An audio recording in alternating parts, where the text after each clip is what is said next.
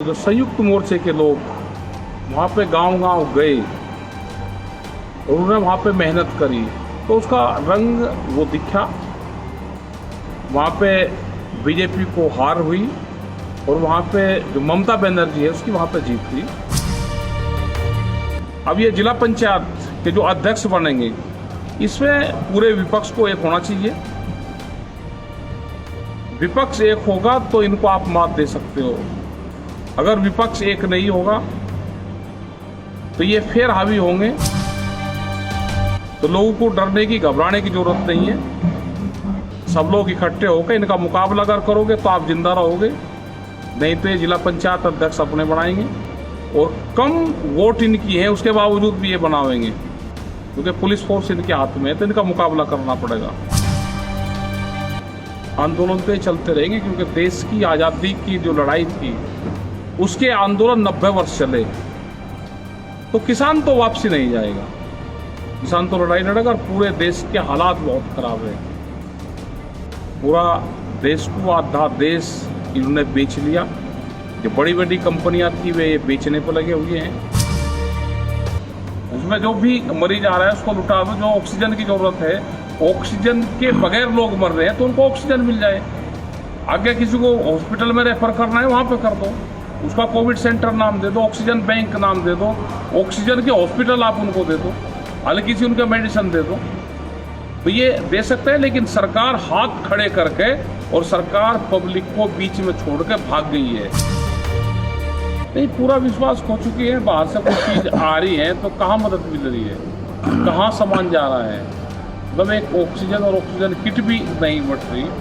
जो कोविड की हल्की दवाइयाँ थी वो भी आम मरीजों तक नहीं जा रही और बहुत इलाज लोग अपने घरों पर कर रहे हैं, उसको दवाइयाँ आप फ्री दे दो। पेज पर जुड़ने के लिए सभी साथियों का धन्यवाद। आज हमें गाजीपुर बॉर्डर पर और गाजीपुर बॉर्डर पर बंगाल चुनाव के बाद उत्तर प्रदेश में जो पंचायत चुनाव हुए हैं और पंचायत चुनाव में जो किसान आंदोलन का स्पष्ट असर देखने को मिला है, उस पर राकेश टिकैत जी की प्रतिक्रिया जानना बहुत ही आवश्यक है। आज आपको अवगत कराते हैं राकेश टिकैत जी से। और जो बंगाल में जिस तरह से बहुमत मिला है ममता बनर्जी को, और उसके बाद दूसरा जो झटका उत्तर प्रदेश के पंचायत चुनाव में लगा है, भारतीय जनता पार्टी अगर दलीय स्थिति में देखे तो खिसक कर दूसरे नंबर पर आई है सत्ता में रहते हुए भी। इन पर राकेश टिकैत जी हमारे साथ हैं। अब हम राकेश टिकैत जी से जानते हैं कि क्या कहना चाहेंगे। जी टिकैत साहब, जो बंगाल में जो हुआ वो पूरे देश की एक नाराजगी थी। वो किसानों की नाराजगी थी, देश के नौजवान की नाराजगी थी। जो देश का दलित है, देश का आम वर्ग है, देश का किसान है, ये पूर्ण रूप से उसकी नाराजगी थी। और जो संयुक्त मोर्चे के लोग वहाँ पे गांव-गांव गए और उन्होंने वहाँ पे मेहनत करी तो उसका रंग वो दिखा। वहाँ पे बीजेपी को हार हुई और वहाँ पे जो ममता बनर्जी है उसकी वहाँ पे जीत हुई। तो ये एक किस्म से संयुक्त मोर्चे की, किसान की और देश की आम जनता की जीत वहाँ पे है। यही हाल उत्तर प्रदेश के चुनाव में रहा।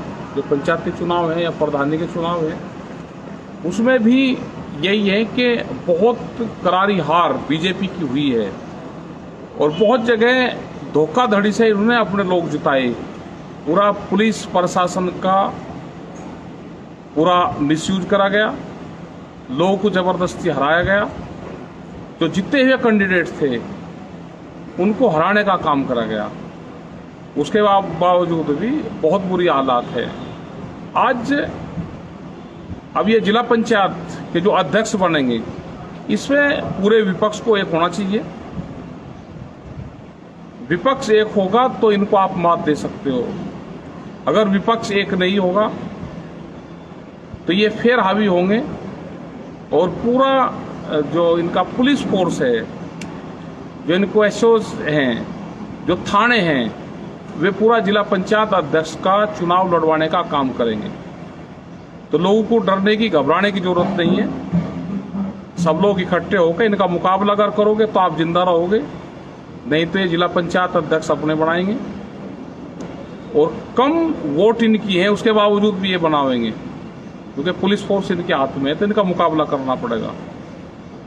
यहाँ पे धरना जो गाजीपुर पे है या पूरा दिल्ली के चारों तरफ है, ये धरने चले हुए हैं और धरने ये जब तक चलेंगे जब तक भारत सरकार बातचीत नहीं करेगी, मसलों का समाधान नहीं करेगी, ये धरने हटेंगे नहीं यहाँ से। जिस तरह से बंगाल के बाद उत्तर प्रदेश में आप लोगों के स्पष्ट अपील भी नहीं थी, बस ये था कि भाई भारतीय जनता पार्टी को वोट ना दें क्योंकि इसमें बहुत सारे लोग लड़ते हैं, संगठन के एक जगह से 4-4 लोग लड़ते हैं। उसके बावजूद भी ये किसान और मजदूरों ने ये दिखाया है कि भारतीय जनता पार्टी के खिलाफ वोट किया है। तो ये जो नाराजगी है धरातल पे, क्या सरकार इससे घबरा कर अब किसानों की मांगों को पूरा करने के लिए कोई कार्य करेगी, ऐसी कोई उम्मीद है? अब उम्मीद है कि सरकार अब बातचीत जरूर करेगी सरकार, और अगर सरकार बातचीत अब भी नहीं करेगी तो ये आंदोलन तो खत्म नहीं होते, आंदोलन तो चलते रहेंगे, क्योंकि देश की आज़ादी की जो लड़ाई थी उसके आंदोलन 90 वर्ष चले, तो किसान तो वापसी नहीं जाएगा, किसान तो लड़ाई लड़ेगा। और पूरे देश के हालात बहुत खराब है, पूरा देश को आधा देश इन्होंने बेच लिया, जो बड़ी बड़ी कंपनियां थी वे बेचने पर लगे हुए हैं और ये आम जनता को पता चल गया है सारा। नहीं तो जो आपने एक फिर वही कारपोरेट की बात आती है, आप बार बार इसको कहते हो, जिन कंपनियों को सरकार बेचना चाहती थी आज वही कंपनियां जीवनदायिनी साबित हुई हैं और उन्होंने जो उनके यहाँ पे ऑक्सीजन यूज होती थी उसको मेडिकल ऑक्सीजन में कन्वर्ट करके स्टील उद्योग ने, भेल ने और तमाम जो ऐसी कंपनियां थी जो बिकाऊ थी, जिनकी लिस्ट पे थी, आज वही ऑक्सीजन दे रही हैं। तो अगर सरकार के पास ये स्ट्रक्चर नहीं रहेगा तो हालात और खराब होंगे। और कोरोना पे आप सरकार का किस तरह से फेलियर मानते हैं? कोरोना पे तो सरकार है ही नहीं, सरकार ने तो हाथ खड़े कर दिए। इनके तो जो मंत्री हैं वे हॉस्पिटलों में जाके लेट गए, अपने आप को कोविड का वो दिखा के और क्वारंटाइन हो गए, वहाँ पे हॉस्पिटल ले लिए।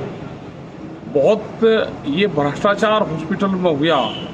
अब ये प्राइवेट हॉस्पिटल में इसमें ज़्यादा ये हुआ है। क्यों नहीं करा जाते? क्यों इसके ऑक्सीजन के हॉस्पिटल अलग से बनाए जाते? जितने हमारे यूनिवर्सिटी हैं जो आज जिसमें बच्चे नहीं पढ़ रहे वे खाली है, उनको आप ऑक्सीजन के हॉस्पिटल बना दो। वो एक प्राथमिकता है। जब यहाँ पे ऑक्सीजन बैंक की बात आप कर रहे हैं, ऑक्सीजन बैंक जो जैसे यहाँ पे गुरुद्वारा यहाँ इंदिरापुरम में गाजियाबाद में है, ये सड़क के ऊपर करीब 6000 से ज़्यादा लोगों की जान इन्होंने बचा दी अब तक। तो हम हर शहर में उसमें बना सकते हैं, हर कस्बे में उसमें बना सकते हैं कि उसको ऑक्सीजन सिलेंडर ही तो चाहिए उनको जी। आप उनको ऑक्सीजन सिलेंडर अवेलेबल करवा दो, ऑक्सीजन बैंक आप बनाओ। जैसे श्री राम कॉलेज मुजफ्फरनगर में है या और जितने भी इंजीनियरिंग कॉलेज है उनकी बिल्डिंग वहाँ पे है, उनके वहाँ पे बच्चों के हॉस्टल वहाँ पे है, आप उसको बना दो। उसमें जो भी मरीज आ रहा है उसको लुटा दो। जो ऑक्सीजन की जरूरत है, ऑक्सीजन के बगैर लोग मर रहे हैं तो उनको ऑक्सीजन मिल जाए। आगे किसी को हॉस्पिटल में रेफर करना है वहाँ पे कर दो, उसका कोविड सेंटर नाम दे दो, ऑक्सीजन बैंक नाम दे दो, ऑक्सीजन के हॉस्पिटल आप उनको दे दो, हल्की सी उनके मेडिसिन दे दो, तो ये दे सकते हैं। लेकिन सरकार हाथ खड़े करके और सरकार पब्लिक को बीच में छोड़ के भाग गई है। अच्छा, तो आपका इस सरकार को देखना चाहिए क्या इस तरह की सरकारें होती है। आपकी मंशा ये है कि अगर किसी को सांस नहीं आ रहा तो आते ही उसको पहले ऑक्सीजन मिल जाए, दे दो उसको। इस तरह के हॉस्पिटल बनने चाहिए, बन जाए। उसमें कुछ नहीं करना। आप यहाँ पे दे रहे हैं, आप उससे एक सिलेंडर से, जैसे आप भी दे रहे हैं, एक सिलेंडर से 20-20 बेड को आप दे सकते हो। एक सिलेंडर से 20 आदमी की जान बच सकती है। 1 घंटे में एक सिलेंडर खत्म नहीं होता। उसमें उनको दवाई की भी आप जरूरत नहीं है, वे ठीक हो जाते हैं। ऑक्सीजन लेवल बढ़ जाएगा, उनको घर भेज दो, डिस्चार्ज कर दो। अभी एक बात और सामने आई है कि जो दूसरे देशों से मदद आ रही है वो जहाज भरे हुए एयरपोर्ट पर खड़े हैं और उनमें ऑक्सीजन जनरेटर हैं और तमाम इक्विपमेंट है, किट हैं, वैक्सीन वॉल्व हैं, और केवल वो इसलिए खाली नहीं हो पा रहे कि भारत सरकार ने अब तक कोई पॉलिसी डिसाइड नहीं की है। अमेरिका ये चाहता है कि सभी राज्यों को समान रूप से चीजें मिलें और वो पॉलिसी भारत सरकार से मांग रहा है, क्योंकि उसको अब लगता है कि अमेरिका को भी देश की सरकार पे विश्वास नहीं रहा। और उसका ये कहना है कि अगर आपने बिना पॉलिसी के दिया तो भाजपा शासित राज्यों की ही मदद होगी। तो उसने एक प्लान मांगा है और पिछली 25 तारीख अप्रैल को लास्ट जहाज आया था, उसके बाद मदद नहीं पहुंच पा रही है। तो इसके बारे में आप क्या कहना चाहेंगे? मोदी सरकार क्या पूरा विश्वास खो चुकी है? नहीं, पूरा विश्वास खो चुकी है। बाहर से कोई चीज आ रही है तो कहाँ मदद मिल रही है, कहाँ सामान जा रहा है। मतलब एक ऑक्सीजन और ऑक्सीजन किट भी नहीं बढ़ रही। जो कोविड की हल्की दवाइयाँ थी वो भी आम मरीजों तक नहीं जा रही।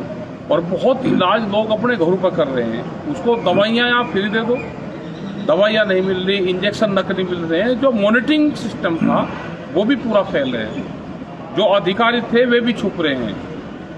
तो इस पे सरकारों को काम करना चाहिए। और जो वॉलंटियर्स का जो काम है, भारतीय किसान यूनियन के लोग और भी स्वयंसेवी संगठन है, वे काम करना चाहते हैं। अगर सरकार गाइडलाइंस देगी तो उस पर काम करेंगे।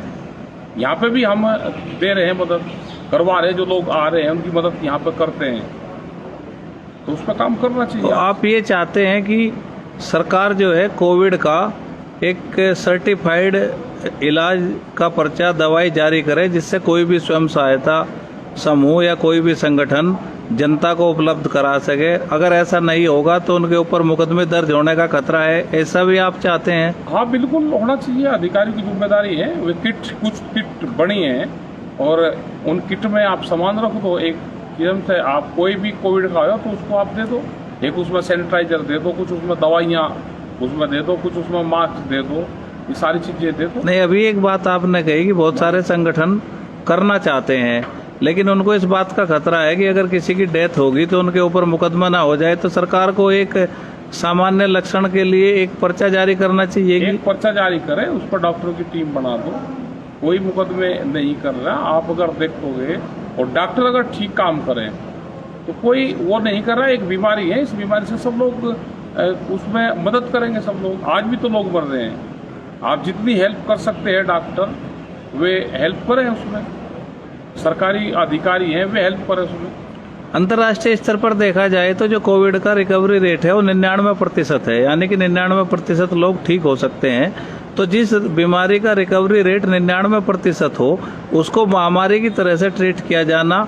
और जितनी मौतें हो रही हैं, इसका मतलब ये है कि देश में कोई व्यवस्था ही नहीं थी, इसलिए लोग मर रहे हैं। व्यवस्था नहीं है, व्यवस्था नहीं, इसीलिए ज़्यादा डेथ हो रही है। और ज़्यादातर लोग ऑक्सीजन नहीं है, उससे लोगों की डेथ हो रही है। और आज भी उद्योगों पर बहुत ऑक्सीजन जा रही है। अब तो बंद करके उद्योगों की बंद करके और ऑक्सीजन वैसे देनी चाहिए। जी धन्यवाद। हमारे साथ थे राकेश टिकेत जी। और आज कोरोना, बंगाल और उत्तर प्रदेश के पंचायत चुनाव पर जो बेबाकी से बात रखी है, आपसे आग्रह है कि इसको आगे तक पहुंचाएं। और जो देश में एक संकट है, उस संकट में आप सब लोग जो है साथ दें। और आप भारतीय किसान यूनियन के लोगों से क्या अपील करते हैं? जी, भारतीय किसान यूनियन के लोग ये हैं कि अपने खेत को देखें, अपने धर्मों को देखें, और जो लोग आज बीमारी के उनकी मदद करें। और क्या क्या उनको दवाई है वो दवाई अवेलेबल उनको जरूर करवाएं। इसमें दान पुण्य भी करें। गरीब आदमी बीमार हो रहा है, उसके पास में पैसा नहीं है, तो उसकी भी मदद करें। आज ये ना करें कि मेरे पास में पैसा है, पड़ोसी का नहीं है। आज ये समझेगा अगर पड़ोसी बीमार है तो कल मैं भी होऊंगा, तो पड़ोसी का ठीक होना जरूरी है। अगर पड़ोसी बीमार होगा तो वो बीमारी मेरे घर पे भी आएगी। तो हम पड़ोसी को ठीक करें, अपने पैसे से ठीक करें, उसकी मदद करें हर संभव। और ये नहीं होगा तो आने वाले टाइम पे ये बीमारी ज़्यादा फैलेगी और इससे ज़्यादा लोगों की डेथ होगी। धन्यवाद। Please subscribe our channel and press the bell icon ताकि कोई भी नवी अपडेट तुझे बिल्कुल भी मिस ना करो।